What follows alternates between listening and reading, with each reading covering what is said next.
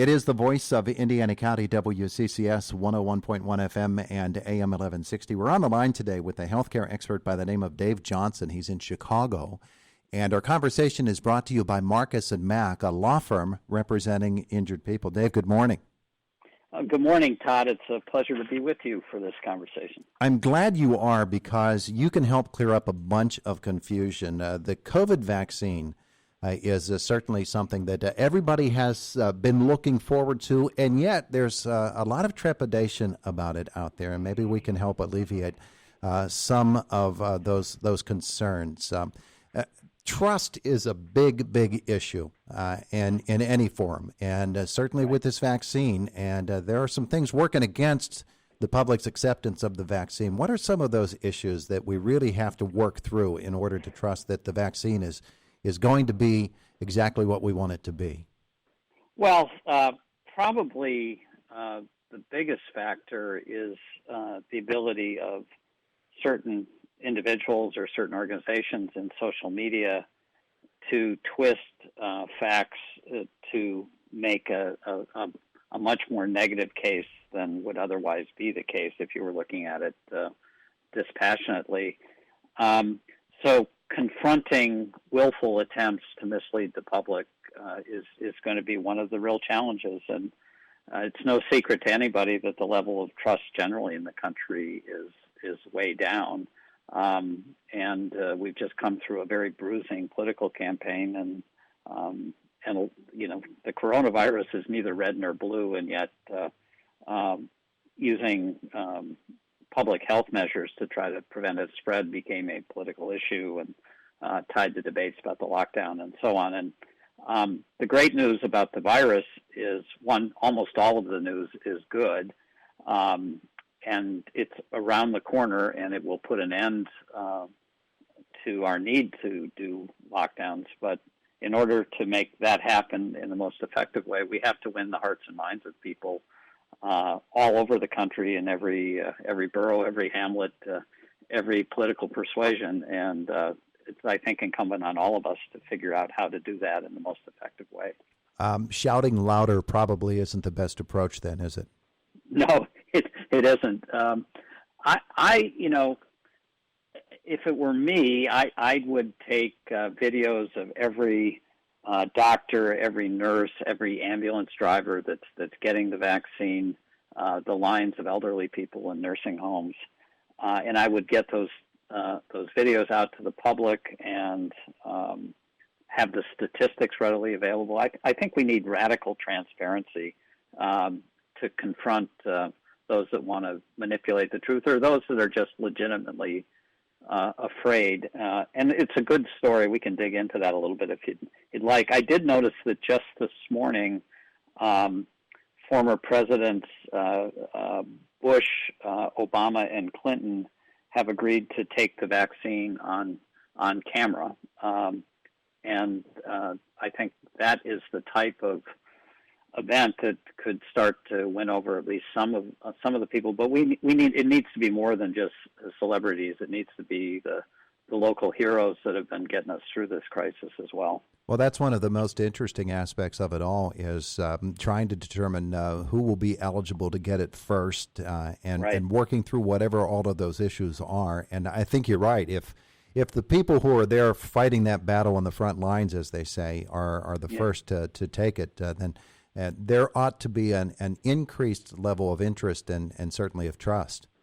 Yeah, and what your listeners may not know, Todd, is the advances that have come in vaccine manufacturing over the last decade, but completely turbocharged and accelerated by the Project Warp Speed. Most people think of a vaccine as a watered-down version of the virus that you put into people that develop the antibodies to attack the virus. And that's historically the way we've done it, and there have been side effects and so on.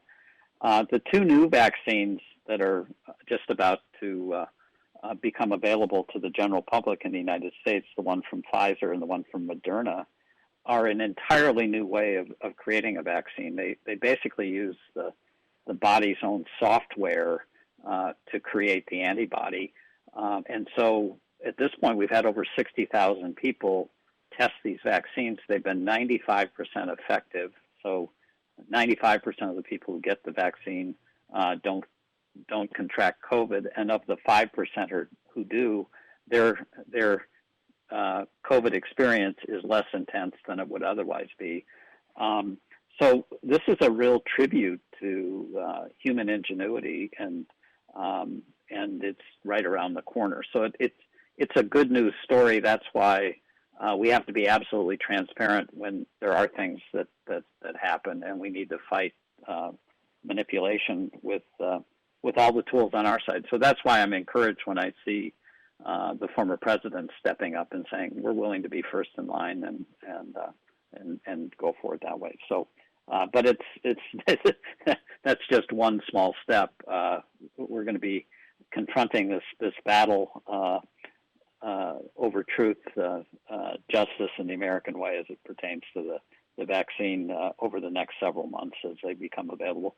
Another fact, Todd, that is, I think, also encouraging is the U.S. government has pre-purchased 800 million doses of vaccines from various manufacturers, some of which haven't come to market yet, but including the Moderna and the Pfizer vaccine. So when they become available, they should be readily available, not only to those first responders and people in nursing homes, which are also high on the priority list, but to everybody. Insiders, of course, in your industry are watching the rollout of this, and they're amazed at the speed at which it has happened. And I know that some are really, really anxious for the FDA to sort of kick it in gear here. Is the limited delay that we're seeing, is that surprising to you at all? Oh, not at all. In fact, the fastest we've ever had a vaccine come to market before is 4 years, and that was for mumps, which from a scientific perspective was much easier to address. The average time is 12 years. So the fact that we've done this in less than a year is, a level of human accomplishment on a par with putting a man on the moon and the Manhattan Project to create the nuclear bomb. The FDA is doing expedited approval. You may have heard that Great Britain approved the Pfizer vaccine this week, so it's starting to go already to the general population in Great Britain.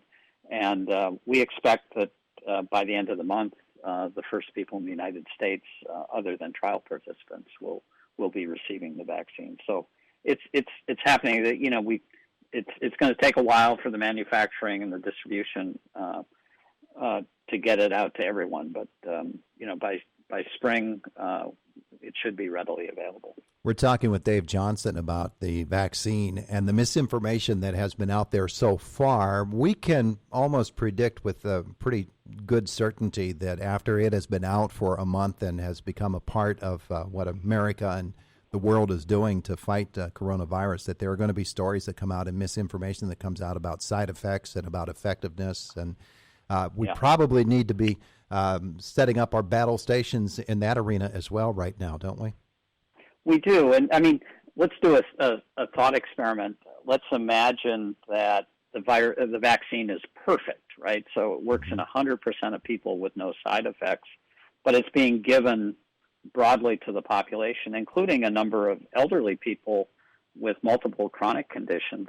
So it will happen that someone gets the vaccine and then dies shortly thereafter from something totally unrelated to the vaccine, heart attack, cancer, whatever. And if people want to take that correlation and draw a false conclusion from it, they'll be able to do that and spread it. So expect that to happen, and we need the media, we need our leaders, we need our local heroes, we need everybody that really understands the science and the benefits here to counteract that negative publicity. We've got to marshal the social media for the positive discussion to offset what undoubtedly will be a vigorous negative campaign.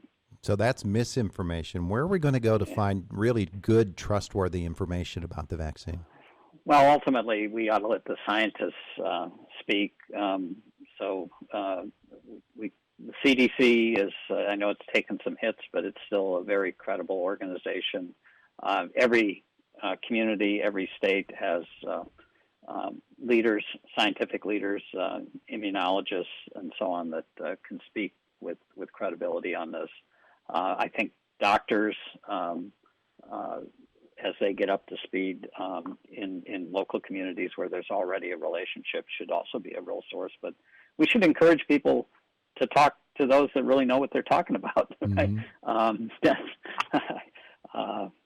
Right. So I don't go to a farmer to talk about how to fix my car. So I sense the optimism in your voice that maybe we haven't turned the corner, but we're rounding it as we speak. Yeah, very much a light at the end of the tunnel. And this is coming at a time, Todd, where, yesterday we set records in the country for number of new cases, number of hospitalizations, number of deaths.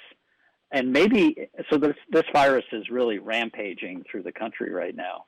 And maybe the only positive effect of that is fear of the virus will grow, just like fear of polio grew, so that people accept the vaccine more readily than they might otherwise. Yeah, we're not talking about the measles here.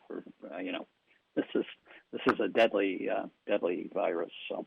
Yeah, we can hearken back to the historical lessons we learned with the polio vaccine and how people responded to that and lined up to get it done. Our own Jonas Salk right here at the University of Pittsburgh was the guy who pioneered that. Yeah. Dave Johnson, thanks so much for spending some time with us. You've opened a few eyes. Well, Todd, thanks very much, and I appreciate what you're doing to get the word out as well. Keep up the good work. Have a great day today. You too. You too.